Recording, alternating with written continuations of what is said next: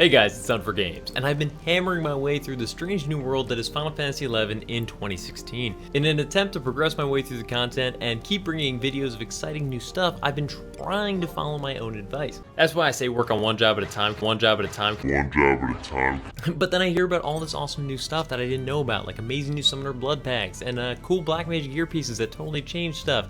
And all of a sudden I've got 3 jobs that are just kind of like sorta geared. Point is, I'm not really any further than I was last week. So to help me remember the whole reasons I came back to this game, the things that made this game great, I thought I'd take a quick road trip to all my favorite locations throughout Final Fantasy XI.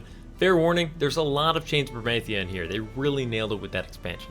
So first off, do you remember that cutscene? The intro cutscene to Final Fantasy XI when it first came out, showcasing an amazing distant city under siege, a city that was ultimately destroyed. I remember when Promethea came out, we were all like, man, I bet we finally get to go there. I bet it's part of the expansion, that'd be so cool. And lo and behold, there it was off in the distance of Blue Phase Meadows. We could see it, our first in-game glimpse of that amazing historical relic, now overrun with beastmen from the war 20 years past. But that was it, we didn't get to go. We just got to stare off and wonder what historical remnants lay undisturbed, buried in the rubble to this day. Man, I wish we'd gotten to go there. That would have been so cool. But Promethea did take us somewhere pretty amazing, a location totally unpronounceable in the human tongue. I'm kidding. It's called like Altai. We just call it C. Alive with colors and strange and unique creatures that were some of the more dangerous in the game at that time. It was beautiful and threatening and all the things that made Final Fantasy XI zones amazing. The one mob like just follows you around, so immediately came out, I was like,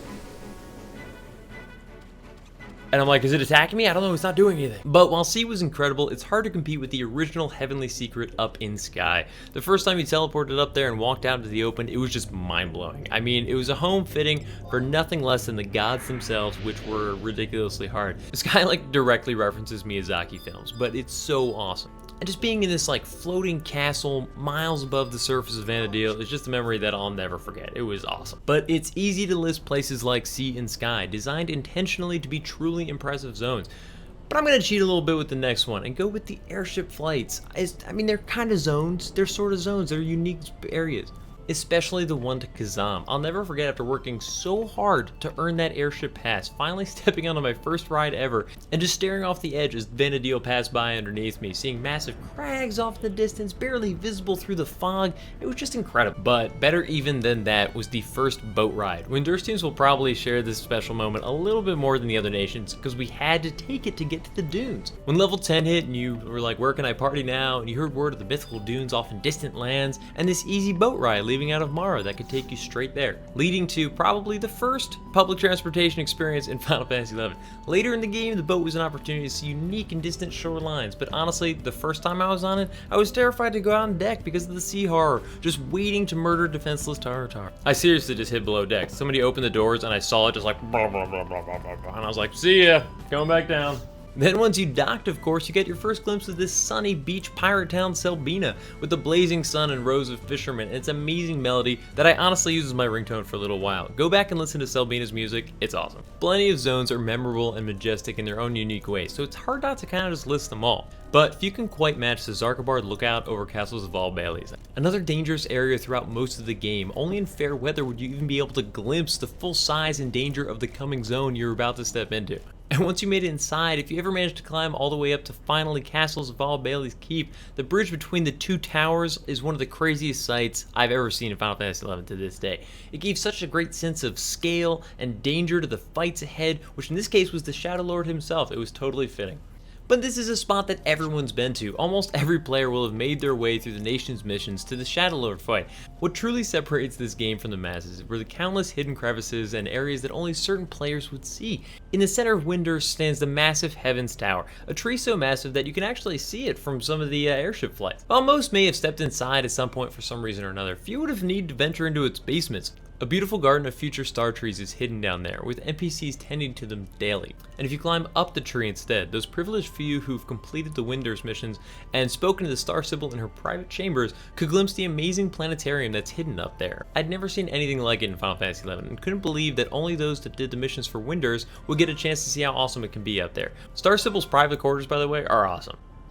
I don't even know how to get back in there. But even more remote than that is the Mana Clipper out to Brogugo Isle? I don't know how to say that one either.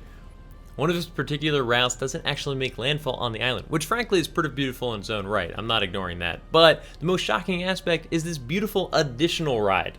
Sailing over vibrant coral reefs, frightening vortexes, and a great view of the stark Bibiki Bay shoreline. There's no reason to take this boat ride. Ever. There's no reason. I think it was for fishing, but it's awesome, and everyone should if they get the chance. I remember accidentally getting on the first time because I thought I was going to the island and being shocked at the cool display of color and fish. It was so cool. And then it just spun me around and landed me back at Bibiki Bay. I was like, what the?